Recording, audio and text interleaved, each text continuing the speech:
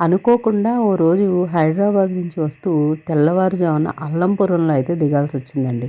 అక్కడ ఉండే ఆంజనేయ స్వామి గుడి అంటే నాకు చాలా ఇష్టమండి. చిన్నప్పుడు బస్సులోంచి అటు వెళ్తూ, ఇటు వెళ్తూ తల ఇలా పైకెత్తి చూసేవాళ్ళం.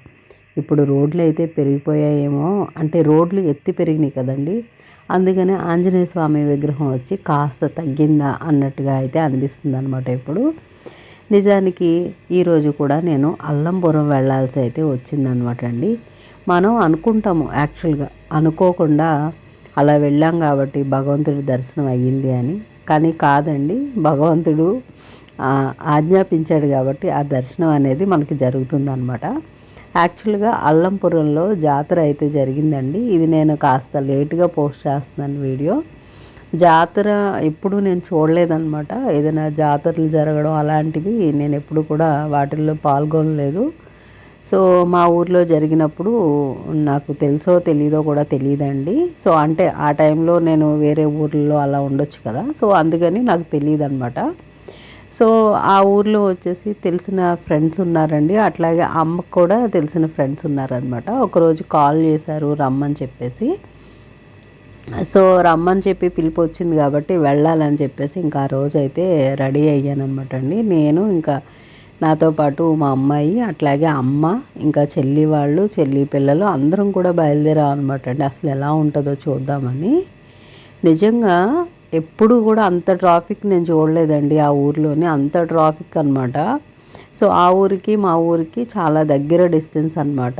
సో, అంత దగ్గర డిస్టెన్స్ అయినా సరే అంటే ఊరికి ఒక 3 కిలోమీటర్ల ముందు నుంచే మొత్తం కార్లన్నీ కూడా పార్క్ చేసి ఉన్నాయండి. రోడ్ అంతా ఫుల్ అయిపోయింది. నేను ఆ రోజు వీడియో తీయడం కూడా మర్చిపోయాననమాట యాక్చువల్‌గాని. ఇక వెళ్ళడంతో ఇట్లాగా ఆ టైంలో పండగలకి, జాతరలకి ఇంకా వేషాలు వేసుకునేవాళ్ళు వస్తారు కదండీ! ఇంకా వాళ్ళందరూ వచ్చారు. ఫస్ట్ అయితే మా వాళ్ళు భోజనాలు అయితే చేసేసారనమాట అండి. సో, జాతర అంటే ఏంటంటే ప్రతి ఇంటిలోనూ వాళ్ళు నైవేద్యాలు అవి పెట్టుకుంటారు కదండీ ఆఖరి రోజు. సో, మేము వెళ్ళింది ఆఖరి రోజు అనమాట. సో, భోజనాలు అయితే మా వాళ్ళు తినేశారు. నేనైతే తినలేదండి. నేను భోజనం ఎందుకు చేయలేదు అంటే యాక్చువల్‌గా నేను 47 డేస్ ఫాస్టింగ్‌లో ఉంటున్నాను వెంకటేశ్వర స్వామికి. ఉదయం నుంచి సాయంత్రం వరకు ఏమి తినననమాట. సో, వాళ్ళకి అదే నేను మెన్షన్ చేశాను. ఎవరైనా ఈ 47 రోజుల్లో నన్ను ఎవరైనా భోజనానికి పిలిచిన ఫంక్షన్లకి ఏమన్నా తప్పదు మన వాళ్ళు ఇంక అటెండ్ అవ్వాలి అని అనిపిస్తే మాత్రం ముందుగా చెప్పేస్తానండి. ఇట్లాగా నేను భోజనం ఏమి చేయను, కానీ పాలు పళ్ళు అలాంటివి తీసుకుంటానని కాస్త నెమ్మదిగా చెప్తానండి. ఎందుకంటే అవతల వాళ్ళు హర్ట్ అవ్వకూడదండి. ఎవరైనా మనల్ని భోజనానికి పిలిచారు అంటే చాలా ఆత్మీయంగా పిలుస్తారు. సో, మనం అట్లాగా ఇలాగా వంక పెడుతున్నామేమో అని చెప్పేసి వాళ్ళకే ఉంటుందన్నమాట. ఆ ఫీలింగ్ వాళ్ళకి రాకూడదని ముందే చెప్తాను. యాక్చువల్‌గా మేము ఎక్కడికైతే వెళ్ళామో ఆ ఆంటీ వాళ్ళకి ఇలా తెలీదనమాట అండి. నేను ఇలాగా ఇన్ని రోజులు ఫాస్టింగ్ ఉంటాను ప్రతి సంవత్సరం అని. నాకు తెలిసిన వాళ్ళకి, నా ఫ్రెండ్సు, నా సర్కిలు వీళ్ళందరికీ కూడా తెలుసనమాట అండి. వాళ్ళల్లో ఎవరికైనా ఫంక్షను అట్లాంటివి ఉన్నప్పుడు వాళ్ళకి ఒక ఐడియా ఉంటుంది నేను తినను అని చెప్పేసి. అందుకే ఫోర్స్ చేయరు. నేనేం తింటానో అవి తినమని చెప్తారు. ఒకవేళ పాలు గానీ, కూల్ డ్రింక్స్ గానీ అట్లాంటివి ఏమన్నా ఉంటే సో, నీకేది తినాలనిపిస్తే అదే తిను అని చెప్తారండి. ఎందుకంటే వాళ్ళకి తెలుసు కాబట్టి. ఇంకా ఆ రోజైతే మేము వెళ్ళాము. అక్కడ అమ్మ వాళ్ళు అందరూ భోజనాలు చేసేసారండి. ఇంకా భోజనాలు చేసేసిన తర్వాత అప్పటికే గుడి చాలా రష్‌గా ఉంటది. సో, వెళ్ళగలరా అని చెప్పేసి అన్నారు. ఇంకా మా అమ్మగారైతే భయపడ్డారండి. గుడి రష్‌గా ఉంటదేమో, నేను రాను అని చెప్పేసి ఆగిపోయారు. సో, నేను ఇంకా అంత దూరం వెళ్ళాను. నేను ఎప్పుడు అమ్మవారి గుడి చూడలేదనమాట అండి. యాక్చువల్‌గా అమ్మవారి పేరొచ్చి ముళ్ళమ్మ అమ్మవారు అనమాట. సో, అక్కడ నేను పేరు తప్పు చెప్పానో, కరెక్ట్ చెప్పానో నాకు తెలీదండి. నేను ఫస్ట్ టైం అనమాట ఈ టెంపుల్‌కి వెళ్ళడం. సో, వెళ్ళామండి. చాలా లాంగ్ నడుచుకుంటూ వెళ్ళామనమాట. నేను మా అమ్మాయి నడుచుకుంటూ వెళ్ళాము. నిజంగా చాలా ప్రశాంతంగా అనిపించింది. వెళ్ళిన వెంటనే పక్కనే ఒక పెద్ద కాలువ.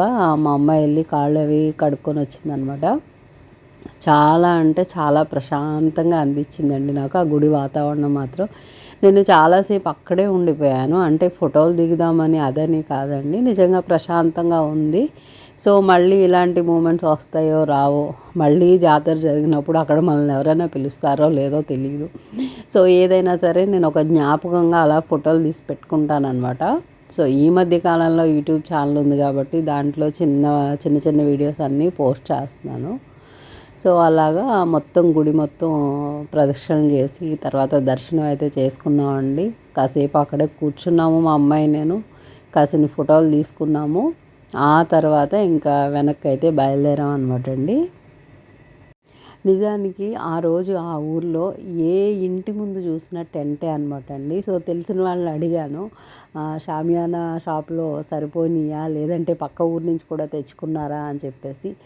ప్రతి చిన్న ఇంటి ముందు ఒక చిన్న టెంట్ అండి. ప్రతి షాపు ముందు ఒక టెంట్ అనమాట. అస్సలు మొత్తం ఆ ఊరు మొత్తం టెంటులతో నిండిపోయిందండి. అంటే ప్రతి ఒక్కరి ఇంట్లోనూ నైవేద్యాలు పెట్టాల్సిందే కదా. సో అంతలాగా ఇంకా ఎటు చూసినా ఒక సందడి అనమాట అండి. అంత చిన్న చిన్న రోడ్లలో కూడా అసలు నడవడానికి చాలా ఇబ్బంది అయిందనమాట అండి. అంత ట్రాఫిక్, ఎక్కడెక్కడి నుంచో హైదరాబాదు, బెంగళూరు, చెన్నై అట్లాగా వేరే వేరే రాష్ట్రాల్లో ఉండే వాళ్ళ చుట్టాలు, బంధువులు, ఇంకా ఇంట్లో వాళ్ళు అందరినీ పిలుచుకున్నారనమాట అండి. అంత సందడిగా ఉంది. ఫస్ట్ టైము అలాగా జాతరలో అయితే పాల్గొనడం జరిగిందనమాట అండి. సో అది అమ్మవారి దయ వల్ల అయితే అలా జరిగింది ఆ రోజు.